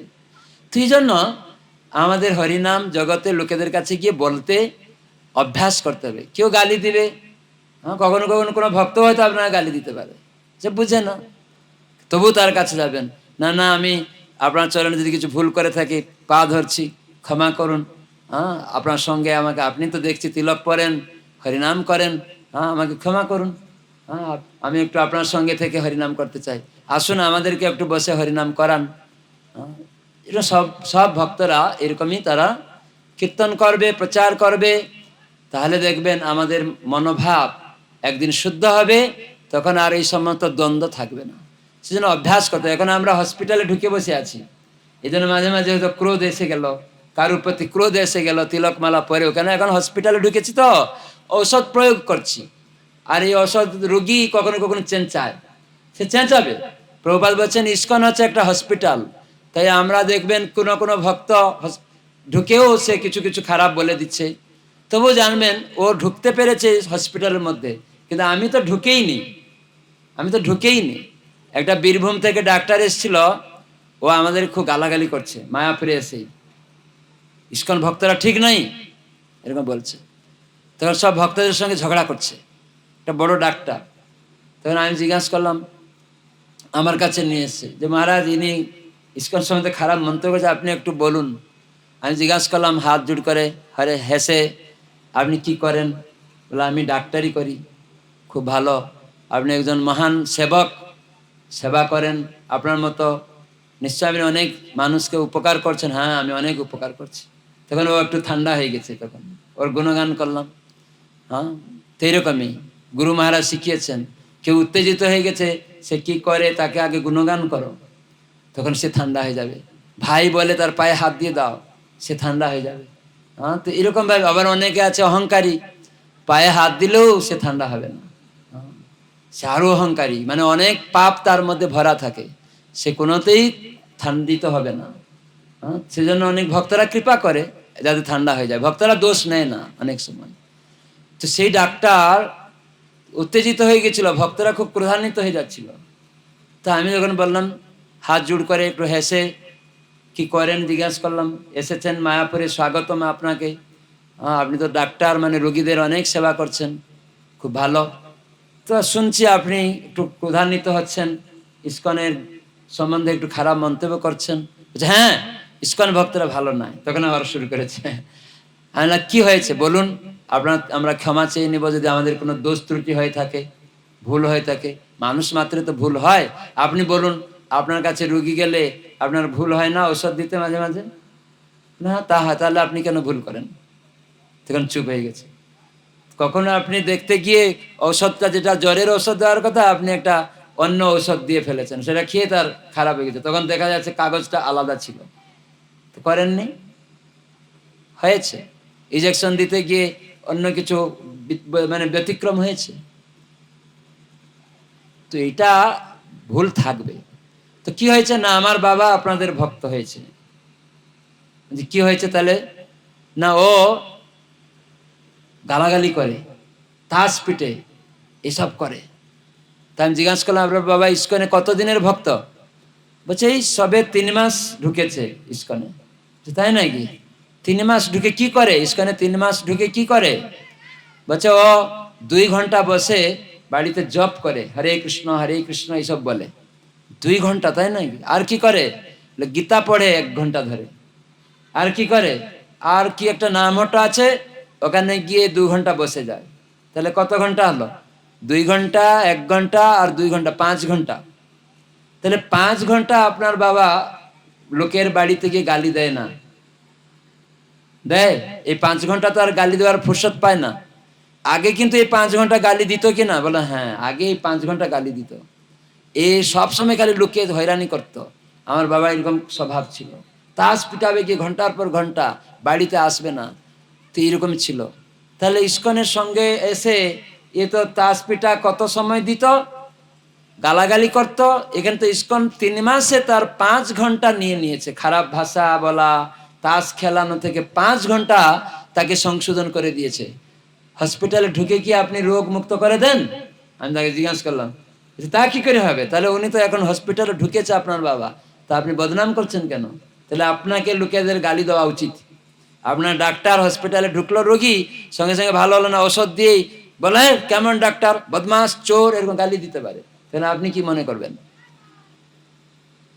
তো ইসকন একটা হসপিটাল, এখানে সব ডাক্তাররা রয়েছে, ভালো ভালো ডাক্তার। হ্যাঁ, তো সেজন্য সে ডাক্তারদের পরামর্শ নিন, আপনিও জপ করুন, তখন জপমালা নিন, হরি নাম করুন। তো এই জন্য আমাদের প্রভুপাদ সারা বিশ্বের লোককে হাতে ধরে, পায়ে ধরে, প্রভুপাদ জানেন, প্রভুপাদের শিষ্যরা বলে, হ্যাঁ, উনি নিজে রান্না করতেন। আর ওই সব নূতন তো সব তারা জানে না, বিদেশিগুলি কিছু। ভক্ত সঙ্গ যে কি করে করতে হবে, ভগবান ভক্তকে প্রণাম করতে হবে, কিছুই জানে না। প্রভুপাদ রান্না করে ভোগ লাগিয়ে রাখতেন আর বলতেন প্রসাদ খাও। ওই বাসনগুলা ছেড়ে চলে যেত। প্রভুপাদ বুড়ো, 70 বছরের বয়স, উনি ওই বাসনগুলা মাজিয়ে রাখতেন। পরবর্তীকালে তারা যখন জানছে, হ্যাঁ, যখন প্রভুপাদ সেবা সম্বন্ধে বলছেন, কিভাবে সেবা করতে হয়, সিনিয়র ভক্তদের সাথে কিভাবে ব্যবহার করতে হয়, তারা অজ্ঞ ছিল। তাই প্রভুপাদ কি ক্রোধান্বিত হতেন? প্রভুপাদকে ছুরি নিয়ে মারতে এসছে। একদিন প্রভুপাদ যখন প্রথম দোকান ঘর ভাড়া নিয়ে আছেন, ওখানে একটা লোক ছুরি নিয়ে এসছে মারতে, আর ওই লোককে প্রভুপাদ শিষ্য করেছেন, ছুরি নিয়ে মারতে এসছে, প্রভুপাদকে পর্যন্ত মারতে এসছে ছুরি নিয়ে। প্রভুপাদ তাদেরকেও ভক্ত বানিয়েছে।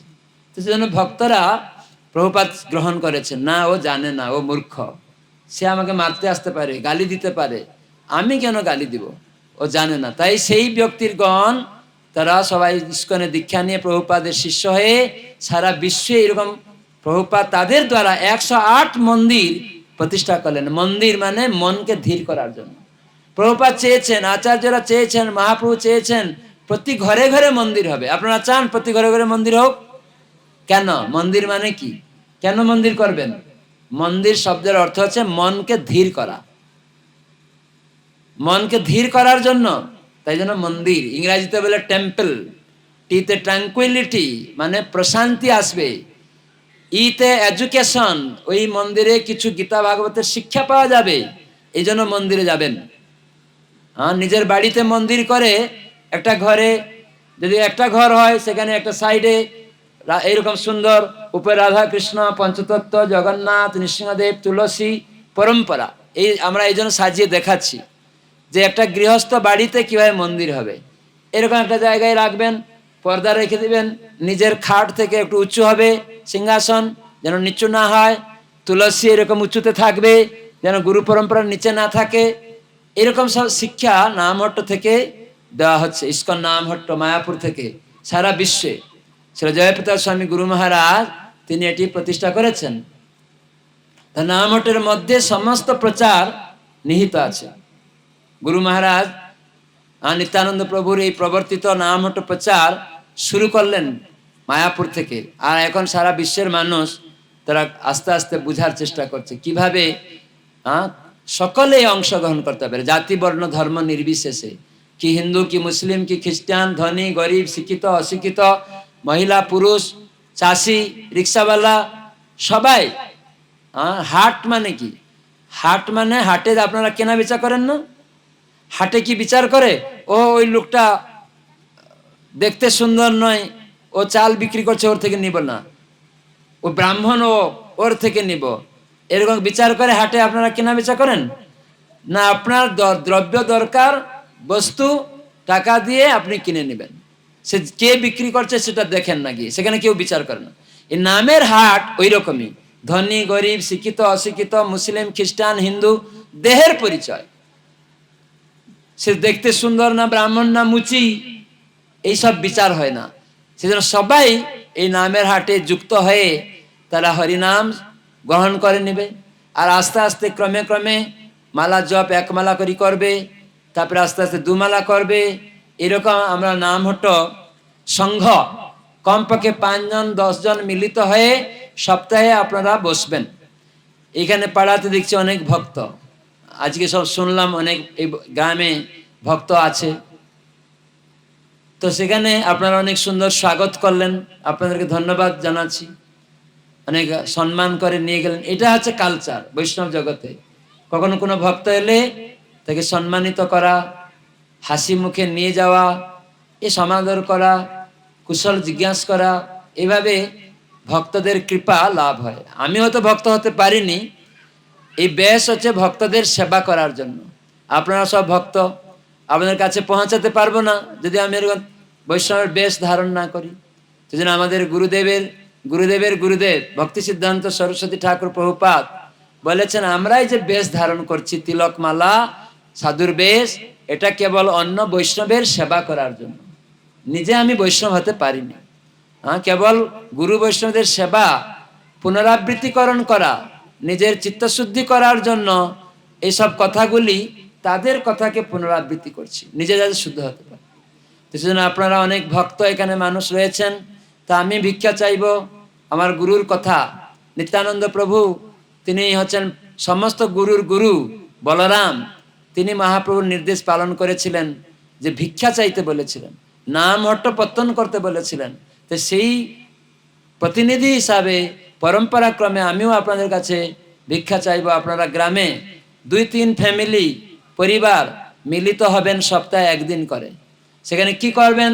এরকম ঠাকুর সাজিয়ে রাখবেন, এত বড় না থাকতে পারে, ছোট ছোট আলেখ্য রাখবেন, তুলসী রাখবেন, আর সেখানে একটু ফল বাতাসা ভোগ লাগাবেন। অন্ন ডাল নামহট্ট সঙ্গে প্রতিদিন সপ্তাহে বসবে, সবাই পেট ভরে খেতে হবে এরকম না, বছরে একবার দুবার এরকম উৎসব করবেন। আর সেখানে সব অনেক রান্না করে চাল ডাল সবাই নিজেদের মধ্যে দিয়ে বৈষ্ণব সেবা করবেন পরস্পর মধ্যে। কিন্তু সপ্তাহে মহামিলনে একটু বাতাসা ফল। আজকে রবিবার আপনারা ঠিক করলেন আমরা 4টা থেকে 6টা বসবো, প্রতি রবিবার 4টা থেকে 6টা বসবো। আপনারা 2-3টা ফ্যামিলি এরকম বসবেন। এরকম পাড়াতে পাড়াতে অনেক ফ্যামিলি আছে, তো বসুন মানব জীবনকে ধন্য করতে। তো সেখানে আপনারা কি করবেন, যদি সন্ধ্যায় বসেন একটু সন্ধ্যা আরতি তুলসী আরতি করবেন। আর সঙ্গে এখানে একটু গীতা থেকে প্রভুপাদের ভাষ্য, গীতা থেকে একটু পাঠ করবেন, একটা শ্লোক তাৎপর্য আগে সপ্তাহে লেখা থাকবে যে এই 3 ফ্যামিলির মধ্যে কোনো একজন পুরুষ ভক্ত বা কেউ একজন ভক্ত সে গীতা পাঠ করবে, কোন শ্লোক কোন তাৎপর্য এগুলি আপনারা সিলেক্ট করবেন। এবং সেখানে আরতি শিখবেন যারা জানে। তো এখানে আমাদের গোকুলানন্দ প্রভু আছে, ও অনেক শিখে আছে, আমাদের চৈতন্য প্রিয় প্রভু তার জামাই এখানে থাকে। তো ওকে আমি অনুরোধ করছিলাম, মায়াপুরে গিয়েছিল, দেখো গোকুলানন্দ প্রভু তুমি থাকো বলগনায়, ওইসব এলাকাতে বহু ভক্ত রয়েছে, তাদের সাথে তুমি মিশো। কেন অনেক বছর ধরে আমাদের প্রচারকগণ পৌঁছাতে পারছে না, আবার করোনা হয়ে গেল, করোনার জন্য 2-3 বছর প্রচারক পৌঁছাতে পারলো না। তো তুমি যখন ওখানে আছো চেষ্টা করো ভক্তদের সঙ্গে মিশো এবং গ্রুপ গ্রুপ করো, 5-6 জনকে নিয়ে নামহট্ট সঙ্গ তৈরি করো, পাড়াতে পাড়াতে যাও, পরিচিত হও এবং সেই সব ভক্তদের সহায়তায় আবার তাদের আত্মীয় স্বজনের বাড়িতে যাও এবং তাদেরও দায়িত্ব দাও, তারাও যেন গ্রুপ গ্রুপ তৈরি করে শিক্ষা লাভ করে, তারাও যেন প্রচার করে। কিছু কঠিন নয়, কেবল সেখানে একটু কীর্তন করা, একটু একমালা জপ করা, একটু গীতা ভাগবত থেকে আলোচনা করা, আর কিভাবে আরতি করব সেগুলি শিখানো। যে জানে শিখে গেছে, নামহট্ট পরিচয় রয়েছে, সে শিখাবে। দাদা আজকে আপনি তুলসী আরতি করবেন, গলাতে একটু মালা পরে নিন, হ্যাঁ ধুতিটা একটু পরুন, কেন তুলসী মালা না থাকলে আমাদের পবিত্র হয় না শরীর। সেখানে বলা হয় যে জল আপনি অর্পণ করবেন সেটা মদিরা সমম, পদ্মপুরাণে বলা আছে। যদি কিছু অর্পণ করবেন তাহলে সেটা হচ্ছে শ্বান বিষ্ঠা সমম, কুকুরের পায়খানা সমান হয়ে যাবে যদি তুলসী মালা কারো হাত গলায় না থাকে। এই বৈশাখ মাসে মাহাত্ম্য রয়েছে, তুলসী পরিধান করা, তুলসী পরিক্রমা করা, তুলসী রোপণ করা, তুলসী মঞ্জরি যে ফুলটা হয় কচি অবস্থায় ভেঙে দিবেন, তুলসীর মহাকৃপা পাবেন। সেই মঞ্জরি তুলসী কচি অবস্থায় ভেঙে ভগবানের ভোগে লাগাবেন, আর তুলসীকে জল দিবেন, স্পর্শ করবেন, তাহলে দেখবেন আপনার মধ্যে অনেক দিব্য শক্তি প্রবেশ করবে, উল্লাস আসবে। আর এই বৈশাখ মাসে ভোরবেলা উঠার চেষ্টা করবেন। তো এরকম তুলসী মালা যদি কেউ লজ্জা পাচ্ছে আস্তে আস্তে পড়ুন।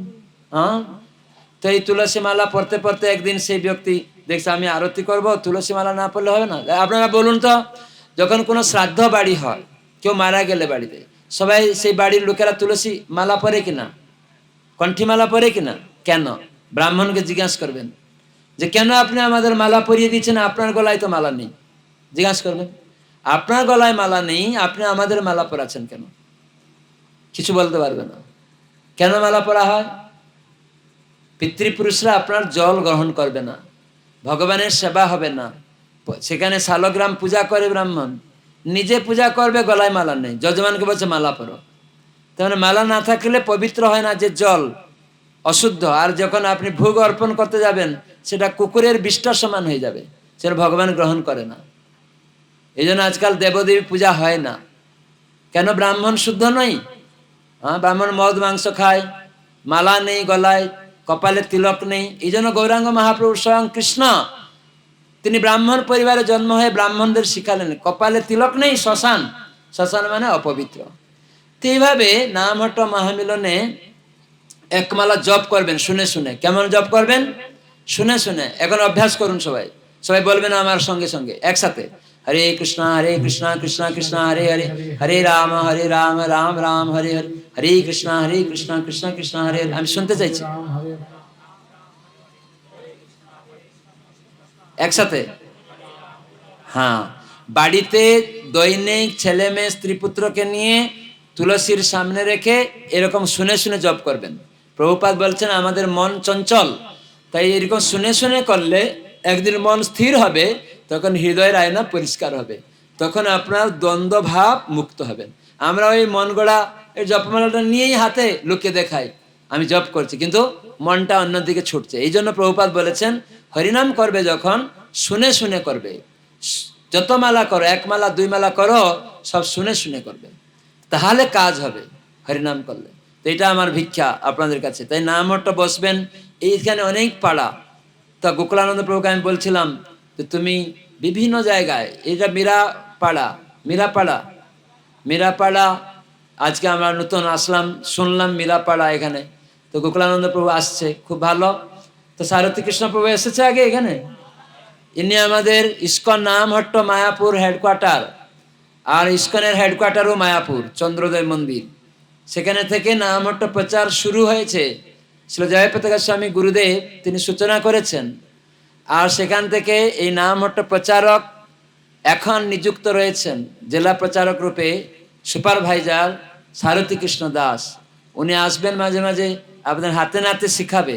আর সঙ্গে সঙ্গে গোকুলানন্দ প্রভু, চৈতন্যপ্রিয় প্রভু, মাঝে মাঝে আমি শুনছি শান্তি প্রভু বাড়ি এখানে বলগানাতে নাকি। তো শান্তি প্রভু বলে আমি বলগানার লোক। তা আমি যে বলগানাতে তো খুব ভালো, তা আপনিও যান মাঝে মাঝে। হ্যাঁ, আমি জানতাম না যে উনি মাঝে মাঝে এই সব এলাকায় আসেন। কখনো কখনো এসেছেন শুনেছি। আমরা সব সেবাতে ব্যস্ত থাকি, উনি মায়াপুরে কিছু দায়িত্বতে থাকেন, তো কখনো এসেছে আমি জানি না। পরে শুনলাম যে আপনাদের এখানে মীরাপাড়া, হ্যাঁ, হরির কথা হবে বৈশাখ মাসে, পবিত্র মাসে। তখন আমি ভাবলাম তো বৈশাখ মাসে হবে, তাহলে তো বৈশাখ মাস বর্ধমান জেলায় যাব, সেখানে ভক্তদের সঙ্গ লাভ করব, পবিত্র হব। সেই জন্য আপনাদের মতো ভক্তদের সঙ্গ লাভে আমরা এখানে আজকে উপস্থিত হয়েছি। আপনারা আশীর্বাদ করুন, আমরা যেত ভালো ভক্তি লাভ করে কৃষ্ণ নাম আরো শুদ্ধভাবে করতে পারি, সে আশীর্বাদ করুন। আর আমি মহাপ্রভু, গুরুবর্গ, প্রভুপাদ সবাইয়ের কাছে প্রার্থনা করছি তাদের অহেতুকী কৃপা এই বৈশাখ মাসে আপনাদের উপরেও বর্ষিত হোক। সবাই বলুন হরে কৃষ্ণ হরে কৃষ্ণ হরে কৃষ্ণ হরে কৃষ্ণ কৃষ্ণ কৃষ্ণ কৃষ্ণ কৃষ্ণ হরে হরে হরে হরে হরে রাম হরে রাম হরে রাম হরে রাম রাম রাম রাম রাম হরে হরে। হরে হরে। ধন্যবাদ সবাইকে। অনেক কথা আছে, আবার আসবো একদিন। চান আপনারা আমরা আসবো আরো? ঠিক আছে, পাড়ায় পাড়ায় আমরা করব। আপনাদের ভালো লেগেছে? কি বলছেন?